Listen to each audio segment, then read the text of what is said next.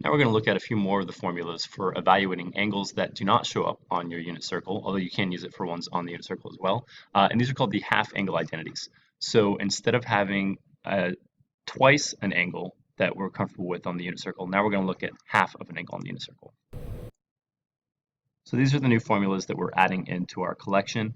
And the idea behind using them is that if you see an angle like sine of 15 degrees, then you could instead focus on what that is half of. So if you double it essentially, you would be working with 30 degrees on the other side of the formula. So that way you can use the double angle to evaluate what half of that angle would end up being. Other examples would be if you see 75 degrees, you could work with 150 degrees instead, which is on the unit circle. The tangent one has several options for what to use, so you can use any of them, that's fine. You will also notice that there's a plus or a minus on a lot of these formulas. And the key behind using the plus or minus is that when you get to the end, you'll want to think about where is that angle in terms of the unit circle, and needing to know that sine is positive in the first and the second quadrant. So if your angle is anywhere between 0 and 180, then you would want to use the plus sign for this one.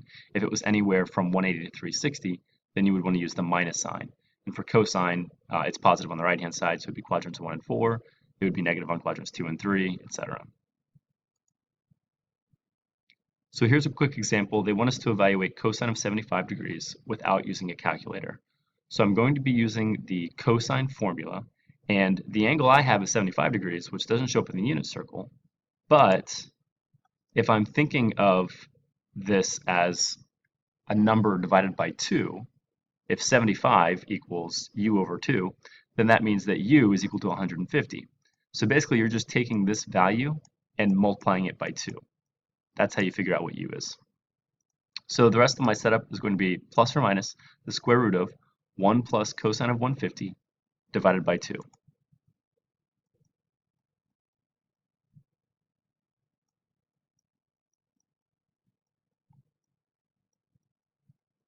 And this is a useful one to use a half angle identity on, because doubling 75 does give me an angle that's on the unit circle.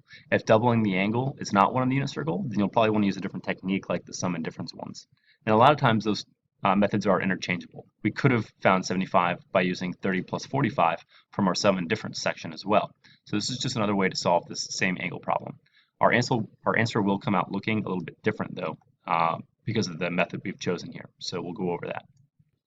So now that we have the setup from our formula, we just need to go ahead and actually compute the values in here. For example, cosine of 150 is equal to negative square root of 3 over 2.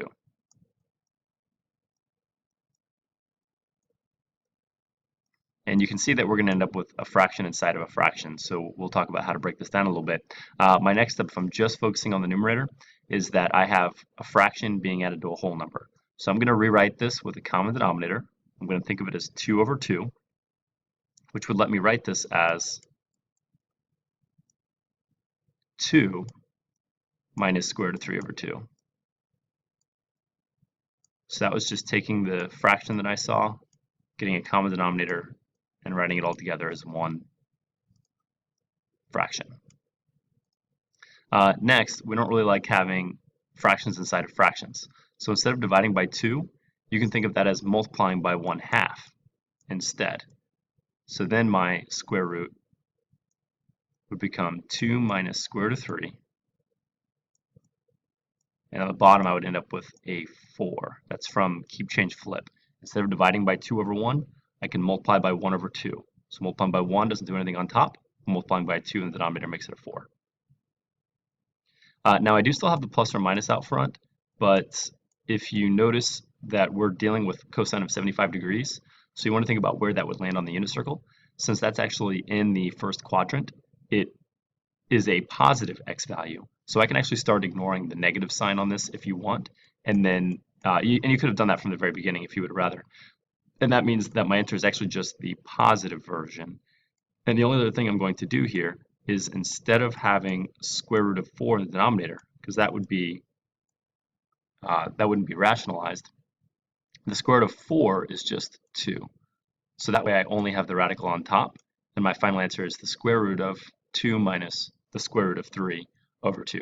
I know it looks ugly because we have a square root inside of a square root, but that's actually the accepted form for how we write our answers on this section.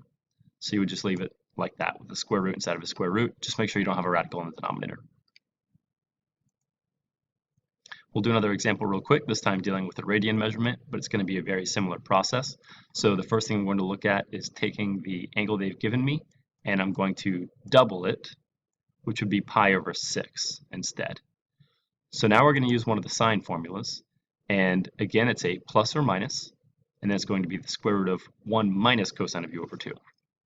Now that is often surprising to people, the fact that the cosine one uses cosine and the sine formula also uses cosine. The only thing that's really changing here is the sign in between, so be careful about that. If it's a sine, then it should be a minus.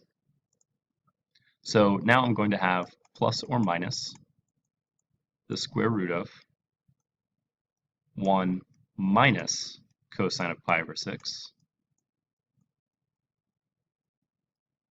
And then all of that is being divided by 2. So that's our setup from the formula, and next we would just go ahead and actually compute the cosine of pi over 6 part. Now again, if you want, you can go ahead and get rid of the plus or minus right now if you want to pay attention to the fact that sine is in the first quadrant, which means you're still going to be doing the positive answer, or if you just do it at the end, that's fine. Just make sure you do it at some point. So cosine of pi over 6 is going to equal positive square root of 3 over 2, but because my formula has a negative in it, it's going to come out very similar to what the last one looked like. And all of this is divided by 2. Next, I need the common denominator on top, so I'm going to rewrite the numerator of this term as 2 minus square root of 3 over 2.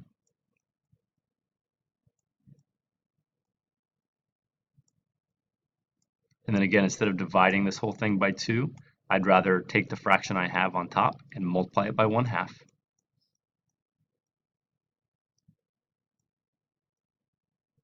Which means I have 2 minus square root of 3 over 4. And then in our last step, let's confirm the fact that pi over 12 would be an angle in the first quadrant, and sine is positive in the first quadrant. It means I'm only going to include the positive answer. So I'm going to stop writing plus or minus. We don't actually want to consider the negative case. And then instead of having the square root of 4, we don't want radicals in the denominator, we'll just go ahead and break that down as 2. So on top, I have square root of 2 minus square root of 3. We're dividing that by 2. That would be our final answer. And so your answers will come out looking very different if you had done this with the sum or difference formula. The answers would be equivalent if you put them into decimal form, but in this exact form, it looks very different. It is the same number though. So that's all for the notes. Thank you.